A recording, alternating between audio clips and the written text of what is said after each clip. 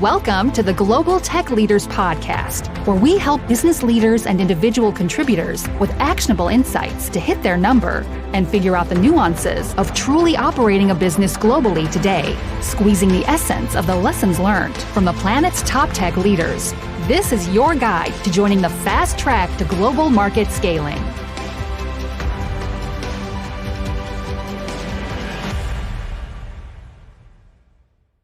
We are joined by Stephen Mulholland, the EMEA Sales Director at FiveTran. Good afternoon, Stephen. Good afternoon, Ross. How are you? I'm well, very well, thank you. Thanks for coming on today's podcast. And to get things going, I wanted to kind of get a flavor for you, your career journey, what's brought you here, the choices you've made along the way, and ultimately what your learnings have been across that journey. Okay, question straight off the bat. Thank you for that. From a really high level, my current role is EMEA Sales Director at FiveTran. Obviously, FiveTran are in the technology space, the data space, data integration in the SaaS world in particular. And I've been with FiveTran for coming on nearly 6 months now. So I guess my career is like a lot of people, has taken a winding road. Okay, I was very lucky. Not that I'll go into huge detail, but I was very lucky. In the family environment I grew up in. My father has his own business in construction. My mother worked in real estate, one of the commercial real estate companies in the city in Dublin, and very interested in going into business. From an early age, came through. The old DIT college there, Ainger Street in Dublin, which I think is renamed now to TU Dublin, and did my degree and master's.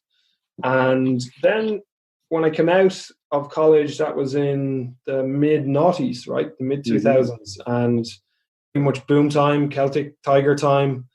And I'm a very sporty person in the sense I'm big into football. And had played football for years, and in my youth, and have come across a person who I played with. Actually, his father owned his own business in the construction industry, in the timber area of the construction industry.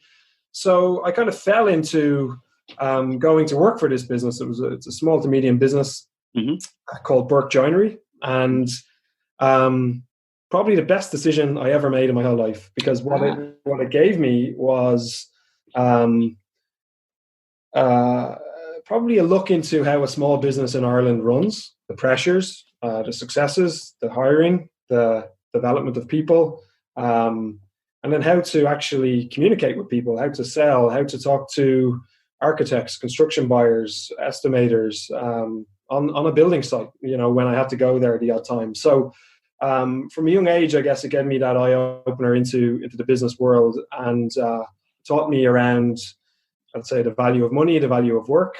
But look, I knew that wasn't necessarily what I wanted from my career, to work in construction.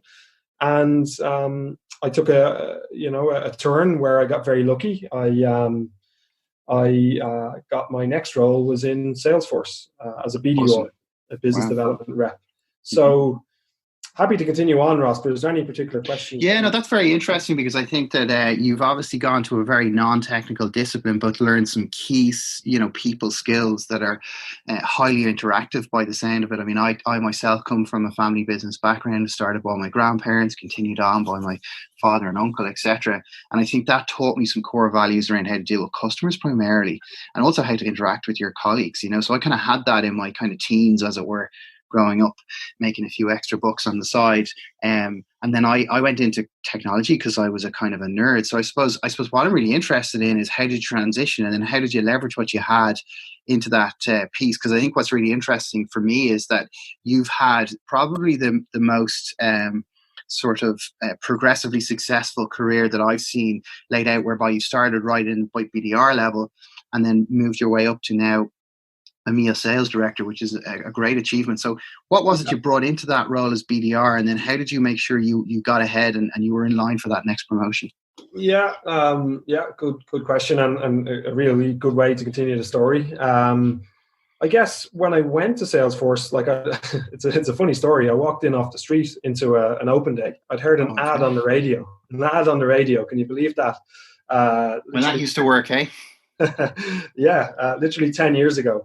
At the time, my wife, we were just recently married, but she worked for Intel, and I think we both heard the radio ad actually about Salesforce, and she said, "I think that's a really good company. I think I've heard of those guys." And I was, applying to tech companies, right? I was well educated, but we were now at the point of 2009, 2010, where the economy had taken a huge downturn. I was still employed in the construction game because I was bringing in money, because I was still doing a good job, and probably because of my relationship with the owners of that business, which I was very proud of. I was very proud to keep my role there. But when I went to Salesforce, I think what attracted them to me was the fact that I was coachable. I had headroom. I had a good education. I wasn't afraid to speak to more senior people and have a business level conversation with them. So I was probably coming in not knowing anything about technology or cloud computing as it was known back at the time, and but I was willing to learn.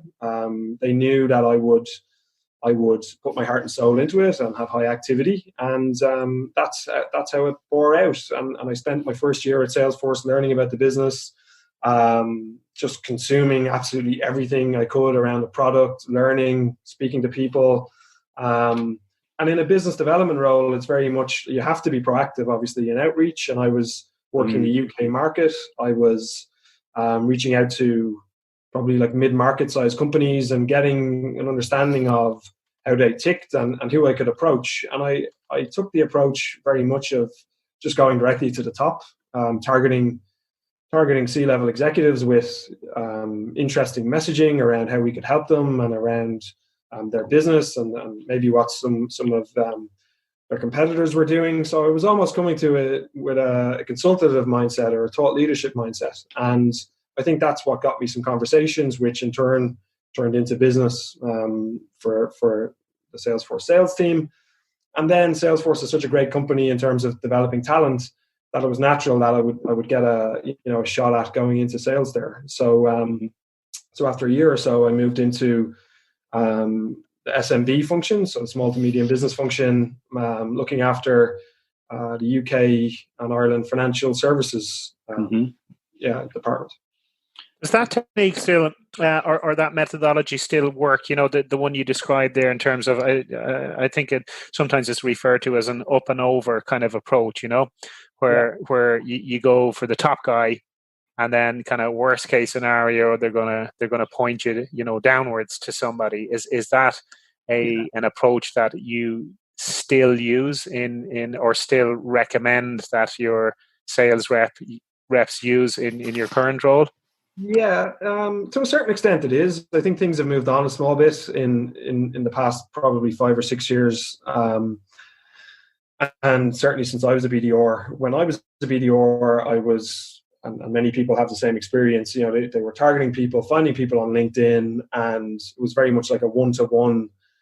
You'd have to sit there, find some information about their business, and almost craft either an email or an in-mail and target that C-level person. I think with the advent of some really nifty prospecting tools along the way over the past 4 or 5 years, you're able now to reach out to either multiple people within the business or just, en masse, let's say, but also in a very customized way. So you can have various different cadences, let's say, which come across as very individualized. However, you're doing it en masse, whereas previously, or when I was a BDR, it was much more, you had to put in the donkey work of doing it one-to-one. And it's based on that classic book by Aaron Ross, Predictable Revenue, where you split out that BDR function with that sales function, but then you have a nice natural progression of a career. So somebody starts out as that hungry individual, and then they move into that all-important closing role.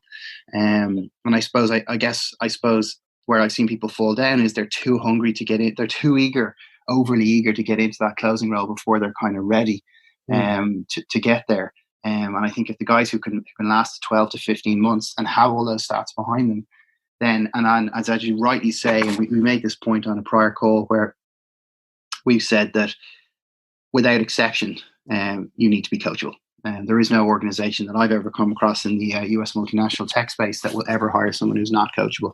It just doesn't work if they're not valuable. So you walk through then into, you were promoted then into SMB. Like, talk to me about making the next big leap, which I'd say is a fairly significant leap. And it's one that I know in my career, I've seen people kind of struggle with that just because you have the amazing numbers, the assumption is that you could lead people. And like, walk me through kind of how you got in there, how you kind of demonstrated leadership skills, any trainings that you went through. I'm a big believer in the Ken Blanchard methodology around, the S1 and S2 and so on styles, etc.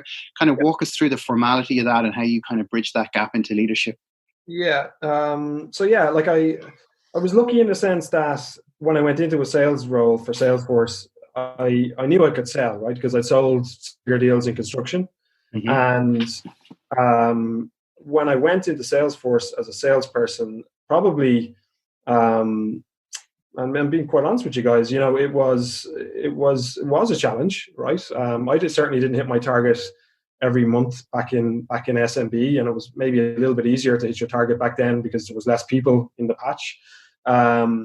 However, I learned quickly and started becoming very successful as an individual contributor, and that gives you a certain amount of confidence, and you start believing in yourself, and then you start seeing, it is repeatable, and as long as you do the right things, the fundamentals around pipeline development and ensuring your customers are looked after and all of that good stuff, that you're going to have a chance then to continue to do your numbers. So I knew I was delivering on the numbers front.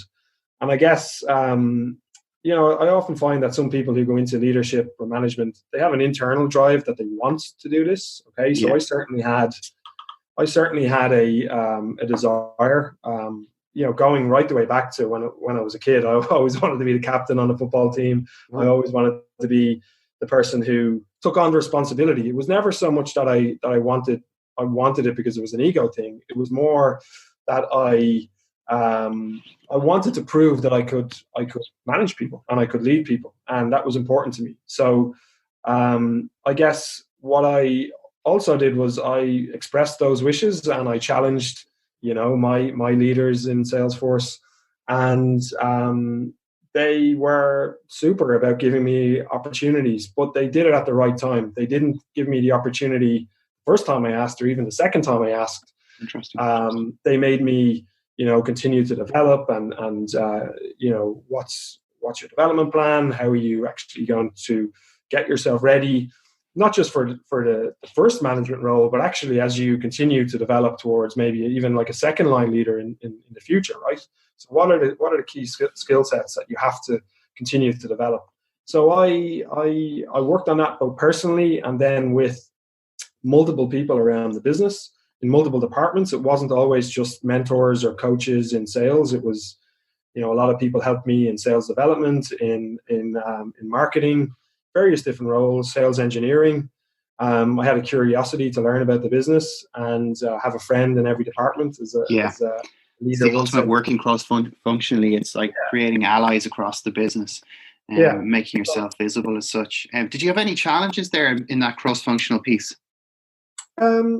Yeah, I did. I probably had challenges from maybe from a gravitas perspective in the sense that, I guess what I was challenging Salesforce to do at the time, I was in SMB and I was working my way up, and I had the opportunities to continue on into more of the core space or the higher end, or drop off and go into more of a management role. And I guess cross-functionally, I probably needed some support at certain times that I didn't feel that I was getting.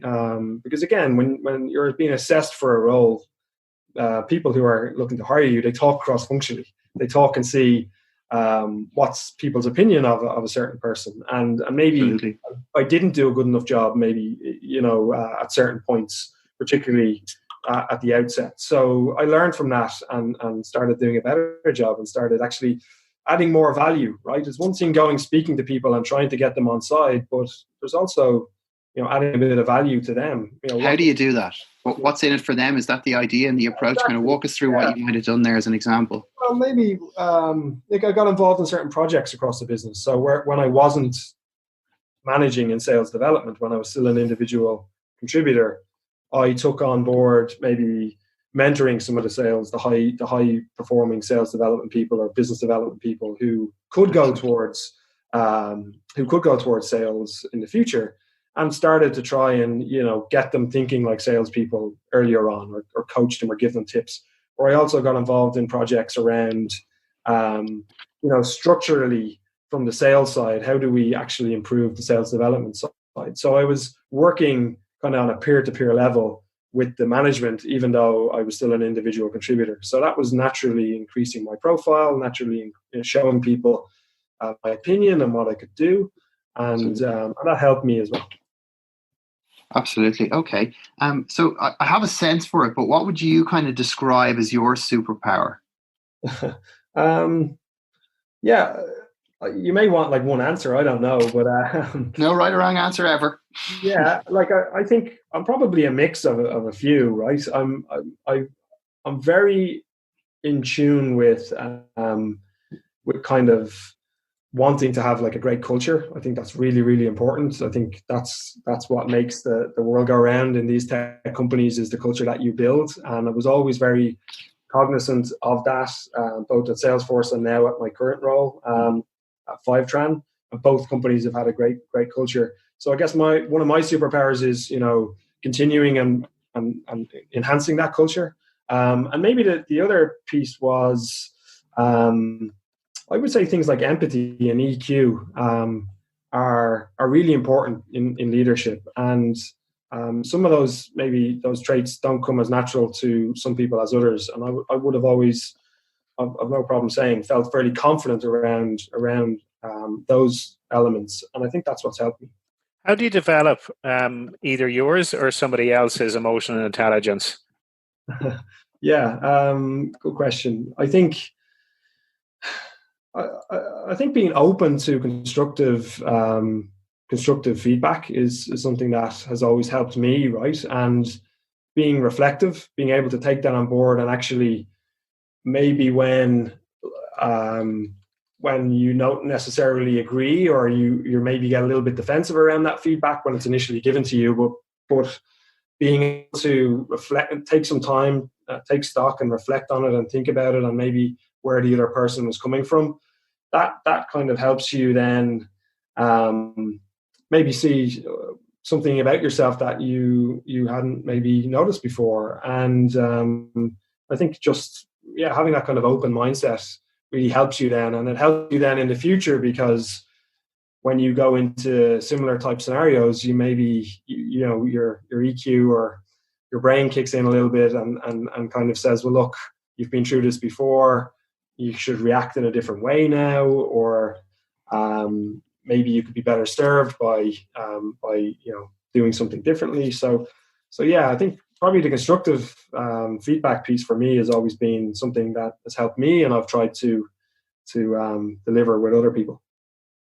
Yeah, it's that introspective piece. I couldn't agree more. I mean, I said this before, is that a lot of the world's problems could be solved if people stood and looked around and said, you know what, it could be me here at the table. It mightn't actually be somebody else's opinion that's a juxtaposed to mine. It's maybe something me internally that I need to look at and address. And it's kind of that openness and that willingness to collaborate. And I think we talked about this at length before, where it's like, I believe fundamentally you can teach sales. I believe it's a process, but you've got to want to do it. And you can't teach that piece. You can't teach somebody to want to be there if they don't have a why that's big enough in their own kind of value set.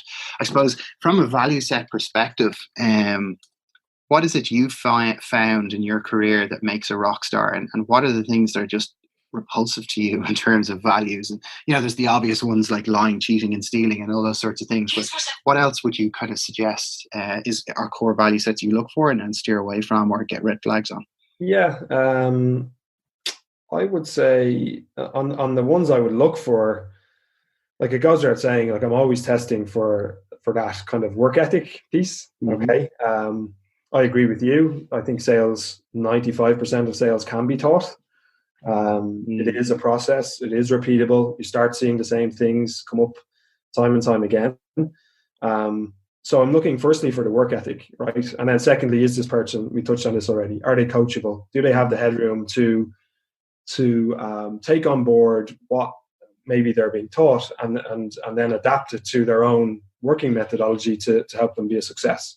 So I would never try and tell somebody how, you have to do it this way, or you have to, there's only one way, right? It's are they willing to take on board everything the organization teaches them around the product, or around, how our framework for selling is? And every organization may have a different framework, but are they willing to do that, right? So that's two things. What else I'm looking for is, 100%, they need to be trustworthy. Authentic is the word you would use there, that they do what they say they're going to do. So I think that's really important. Oftentimes you can meet people where they promise, they're going to deliver something by a certain date, and it doesn't come, and you don't hear from them, and that's a disappointment, right? So you're looking for that. I think on the side that I try and test for in interviews, it's just any sort of red flags around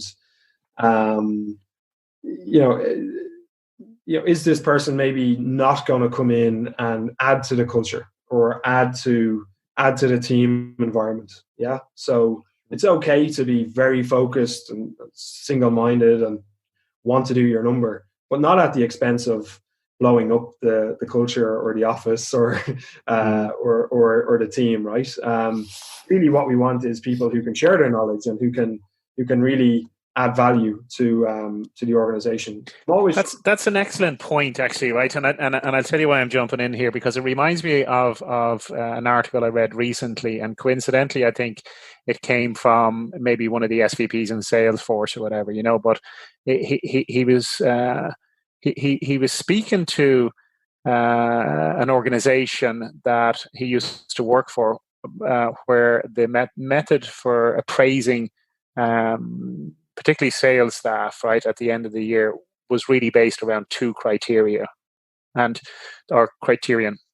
Did you do your job, right, was one of the criteria, right? So in terms of your role, right, did you do your job, right, full stop, right?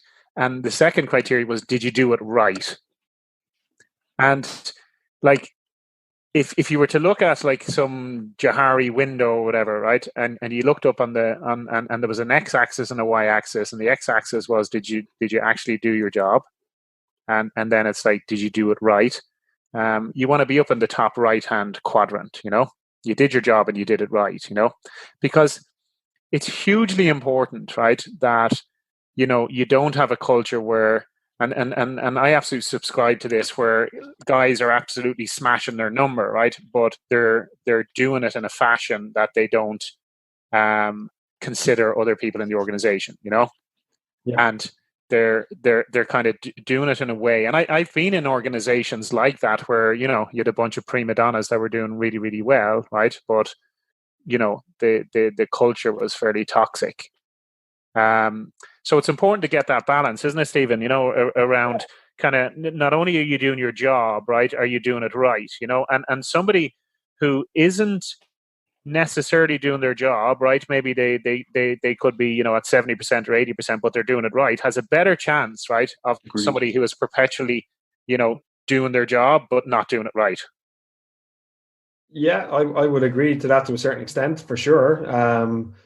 I have seen it. I've seen it in my career, where maybe somebody is plugging in a 70 or 75% number, but they're doing consistently. And I think that goes into another kind of spectrum as well around, what's important from a delivery of sales numbers, which we don't necessarily have to get into, but obviously consistency is key, right? So if you could say to me, every one of your salespeople is going to hit, 90 to 95% every month, well, that's going to get the organization their number, right? Let's face it. So that's really important too. But to go back I'd add in another thing, actually, is consistency and momentum, right? So you got to look at the trajectory, right? And is it going up or down, right? Like, does somebody have momentum, like where you can say, okay, they've gone from 40 to 50, they kind of they were around 60 for a few months, and now they're at 70, and now they're at 80, and you got to look at that momentum, right? Where we're hand in heart, right? You can say with the right kind of support and coaching, right, and they put in the right effort, they're definitely going to get to 100 in 3 or 4 months time. Absolutely. Yeah. No, you're 100% bang on. And I think that's very easy in this data-driven world that we live in. It is. Yeah. See that now. And yeah, 100%. So that's a nice segue in terms of the data piece to your current remit, Stephen, in this data-driven world. Take us through your position at FiveTran, what excites you about it, and the market offering, kind of some of the shareable challenge, not confidential, obviously, but kind of walk us through that FiveTran journey and where you are now, why you're so excited about it. Yeah, for sure. And just to finish off on like the leadership and the Salesforce piece, before I go into that, like, what moving into leadership in Salesforce gave me was an exposure to, how a tech business runs, right? Because when you're in leadership in these companies, you get to see from every department: strategy, engineering, customer success, sales development, actually how things tick. And that was what I was exposed to.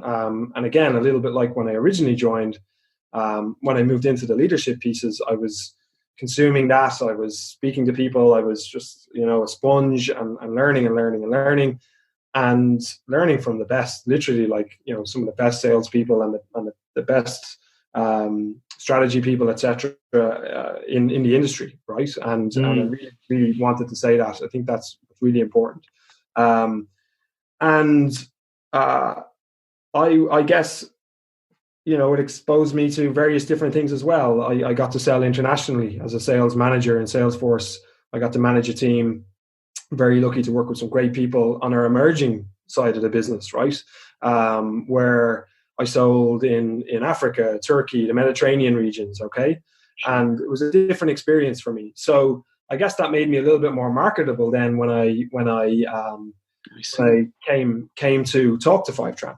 And that was kind of one of the key points then as I moved towards the role I'm in now. So I'm with FiveTran coming up nearly on 6 months now. It's been a very, very quick 6 months after nearly a decade at Salesforce. Different businesses in terms of the size of FiveTran. We've about 300 employees worldwide now. We just in the past week or so celebrated crossing the 1,000 customer barrier. Okay, so that's congratulations. And things are going really well in terms of what FiveTran do. Essentially, FiveTran is a data integration tool, data ingestion tool, and it's born in the cloud, 100% cloud native, and it's a fantastic tool. I would not have left a company like Salesforce if I didn't believe in the product. So what we do is we make it the easiest way for you to get your data from whatever source into your data warehouse. I'm sure you've heard the term ETL, or the old ETL, extract, transform, and load model. Mm-hmm. So over time, and as you've had the prevalence now of cloud warehouses like Snowflake, Amazon, Google BigQuery, where compute and storage power has become a lot cheaper in this cloud world, so too has that, let's say, ability to move data into these warehouses has become a lot easier, cheaper. Okay, so no longer now do you need to live in that ETL world where you have to hire millions of engineers, developers, etc., to build and maintain the pipelines that you need to get your data from where it is, whatever source, whether that be a database, a Salesforce, events on your website. Getting that data into your warehouse is really smooth, and that's what we do, and we do it really, really well at FiveTran. So we've got all of these pre-built connectors that allow you to bring that data in at scale. You can bring across all of your data set. And then that allows you then to transform it in your warehouse and model it. So no longer are businesses limited by just modeling and analyzing small data sets. What FiveTran allows you to do is bring across all of that data, get it into your warehouse. And that really drives forward then data-driven business decisions, because companies out there, they're no longer operating in silos. They have all the data, they can play with everything. Their analysts are much more valuable to them because they have that data now. And that's what we're helping companies do all across EMEA. So I think us speaking is quite timely at the moment as we see some of the restrictions globally in relation to COVID-19. What are you seeing as we hear anecdotally guys are, spending more online in the e-com space, having things delivered, etc. Where do you see that translating into your own business, Stephen, at the moment? Yeah, good question, and obviously very current. We are seeing, and I guess probably most tech companies are seeing this as well, but like we're seeing a prevalence of online businesses doing well. So whether that be e-commerce or grocery deliveries, we're seeing e-learning, a lot of e-learning companies, any sort of really data-heavy B2C or B2B2C companies. A lot of fintechs are still doing okay. And we're trying to pivot obviously towards working with as many of those as we can at those types of industries.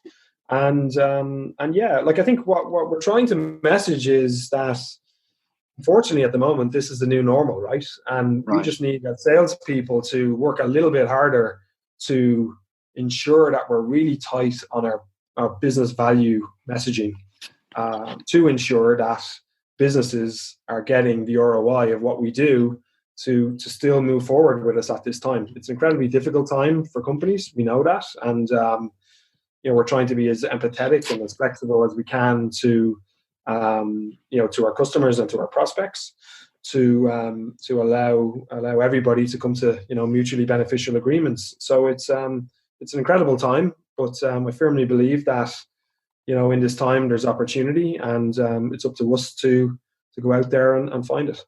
Have you done any onboarding recently, out of curiosity? Because it's a topic we're going to be covering on another show. But just to get the ball rolling on it, I'm curious about people, any organizations, right? How they're finding that whole virtual piece of onboarding people virtually and people starting their first role, and they've never met anybody in the company. Yeah, no, great question. And something I can absolutely speak on. So FiveTran is a US based tech company, founded back in 2013. They went through the Y Combinator, and they are HQ'd in Denver. So big office in Oakland as well on the engineering and sales side, and then more sales and marketing based out of Denver. So how we work, we've obviously got our EMEA HQ based out of Dublin. So anybody who is going on what we call our academy traditionally goes to Denver and does that in person in Denver.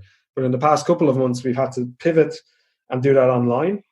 So we are using Zoom, we're using Hangouts to deliver those sessions. And it is difficult for the people who are onboarding, in the sense they don't get the interaction or the camaraderie, let's say, that an academy group would traditionally get.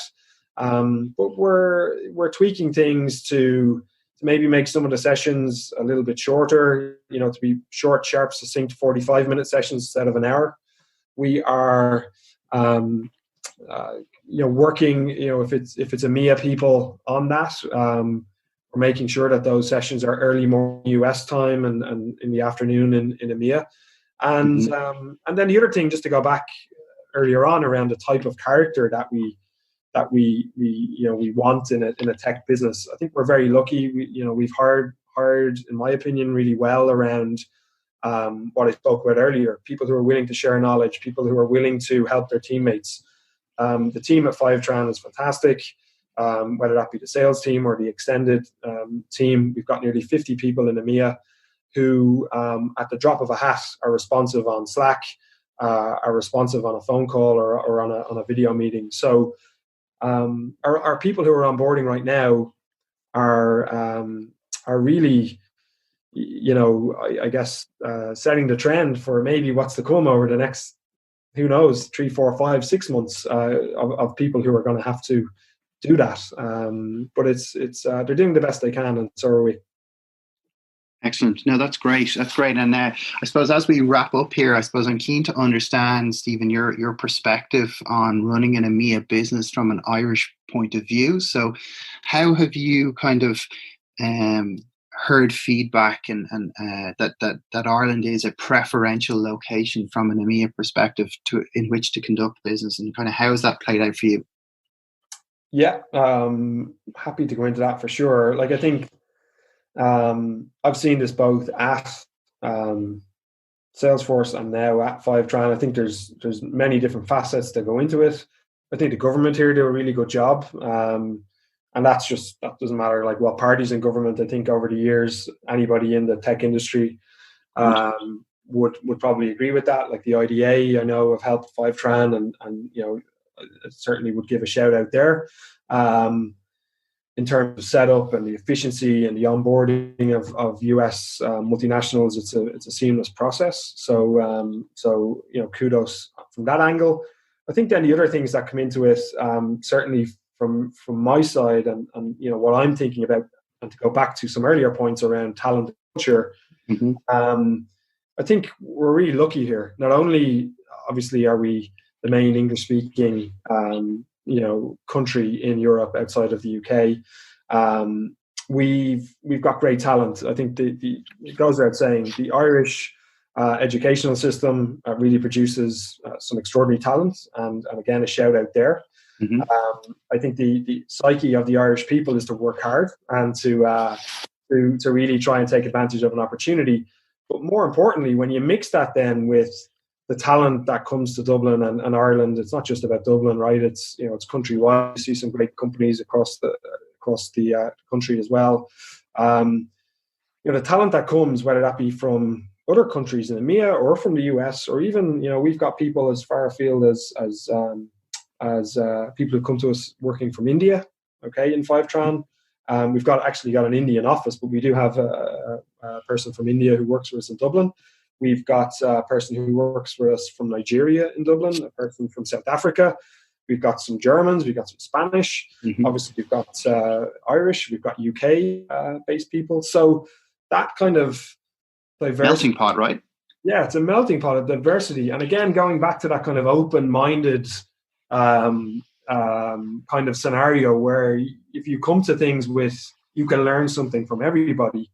That's really what FiveTran and obviously companies like Salesforce and really great companies in the tech space really thrive on. And it's that differing opinions, differing insights, different experiences that really help drive forward what we do. And we're certainly the type of business that really tries to harness that talent and those experiences and that diversity, and long may it continue, right? FiveTran is experiencing great growth in EMEA and worldwide, and we'll continue to do that. We've just opened an office in the UK in the past 6 months. We've just opened an office in the DACH region.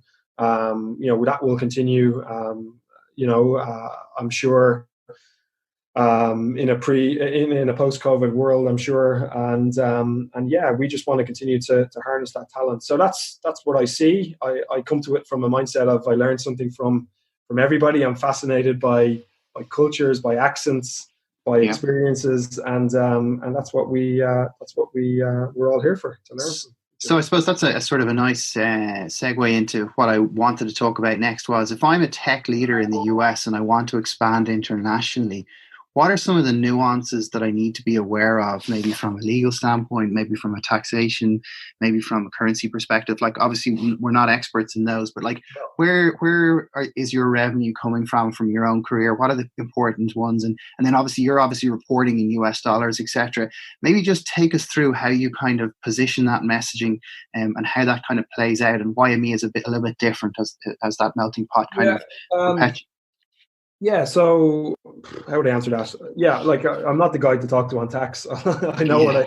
I know what I know, and I know what I don't. So on the selling in EMEA and in terms of nuances, right? Look, I haven't sold in the US. However, I've obviously worked for US tech multinationals, and I think the thing that the successful companies are in tune with is that there are differences. There are distinct differences. Europe is a melting pot of different cultures, different languages. Selling in a boardroom in France is totally different than selling 100 miles across the border in a boardroom in Germany. Is totally different in selling in Israel. Is totally different than selling in Africa. And I think sometimes when people, or maybe the US leaders, look at Europe, or EMEA, sorry, they just think Europe. But actually, there's a whole world beyond Europe. There's that kind of Middle East and kind of over into the the Arab Emirates, which is bundled in with EMEA, and then obviously Africa, which is a great continent and a huge opportunity for everybody. So there are distinct differences, and I think the main thing is that you're aware of those differences. You're aware that not everything is like it is in the US, and not every message around a product or a contract or a price resonates the same way with every person. So whilst we do sell in dollars and we report back revenues in dollars, and same with Salesforce, we there's different ways in which people consume that message. Okay, so selling in dollars in the UK is probably okay because some of those companies may have US bank accounts, or they're very in tune, or they've bought tech before. Whereas selling in dollars in South Africa is way different because they're so tied from a currency perspective. That rand dollar valuation is something that the business leaders in Africa could tell you, to the 10th decimal point every day they wake up. Right. So, and the same with Turkish lira, for example. So I think once you're in tune with that and try and understand where your buyers are coming from and what motivates them, and usually it's the fact that they really are doing their very best to keep businesses afloat, particularly on the smaller business side. And then on the larger businesses, it's it's like there's just different ways of negotiating. And I think that the more that you can understand culture and how people make decisions in the different pockets of EMEA, the more successful you're going to be. So, I certainly haven't cracked it. I don't think there's one person in the world who would be an expert in selling in each different country in EMEA. But I think it's being open to know that you may come across different objections, you may come across different nuances, as you said, Ross, and try and work best as you can to a mutually beneficial agreement once you understand where your buyer is coming from. Excellent. No, it's very well-rounded answer. I think it's very contextual as well. And I think being open to that nuance is what will ultimately make you successful in taking advice from the right people who are experts in those respective areas. I suppose speaking to our own unique, distinct nuance as Irish people, how would you describe the crack to someone who doesn't know what the crack is? Crack. Yeah. How would I describe the crack? I think I don't think you could describe it right in one word. I think what I have seen and what gives me a sense of pride of being Irish and being Irish in the tech world here in Dublin is that when people come, whether that be from the US or other parts of EMEA, let's say, and they come and they work here, again, whether it be short term or they spend a couple of years here, they get this kind of like intrinsic knowledge of what makes Irish people tick, and at the heart of that, I think is it's fun, it's doing good work, but also enjoying life and enjoying yourself. And I think sometimes maybe people come from different countries and different cultures, obviously, and they maybe not have had the experience that we kind of live here on a weekly and monthly basis, right? In non-COVID times in particular, obviously. So what happens is they come and they spend a couple of years here. They fall in love with the country, the city, the people. But most importantly, it's that thing that you can't actually bottle. It's the it's the the enjoyment. They enjoy coming to work. They enjoy spending time, whether that be with Irish people or with the other Europeans in the tech company, and it's just fun. So work then doesn't seem like it's work. It's it's something that everybody is working towards the same goal. You're going to go out and enjoy yourself then in our great city here. At the end of a week, and usually all of these people are of a similar age, and they kind of just get along then, and it's I don't think if I could describe it in one word, but that's my best effort. I think that typifies it for me. John, would you agree? 100%, yeah. I mean, I couldn't agree with you more. I think you described that very well, Stephen. Alrighty, gents. Well, look, thank you very much for your time today. I really appreciate it, as do our listeners. Look forward to talking to you again in the future, Stephen. Yeah, thanks, Ross and John, and best of luck with future podcasts. Thank you. Yeah. You've been listening to the Global Tech Leaders Podcast, designed for both established and aspiring career-focused tech rock stars, as well as helping leadership figure out how to speak global in today's multicultural world. For further details, check out sf-talent.com.